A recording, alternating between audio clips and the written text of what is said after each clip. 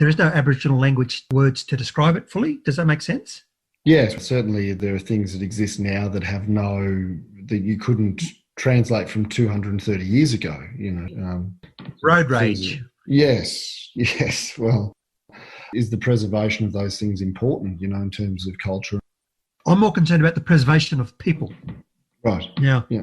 Today's people are, for many Aboriginal people, are in a very different context. They're not living in large numbers in one space. And in order, and I'm no linguist, no anthropologist or anything like that, but it's my understanding in order to keep a language going, you've got to have a large critical mass of people who are using it regularly. Yes.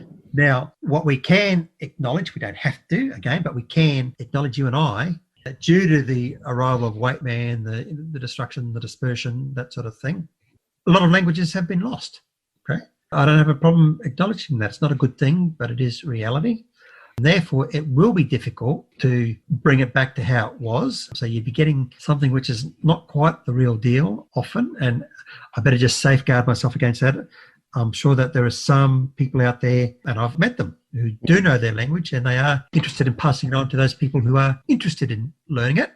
But in terms of getting the large numbers, the critical mass, it's going to be difficult. So I would much rather focus on preserving the people, making sure that they, if we follow Maslow's hierarchy, that, yes, we meet their physical needs, then we, meet their safety and security, et cetera, et cetera.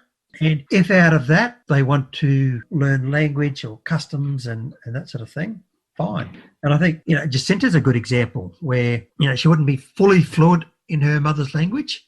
She would know it better than a lot of people, but nor is she pretending to be a native speaker, because she's got to learn the skills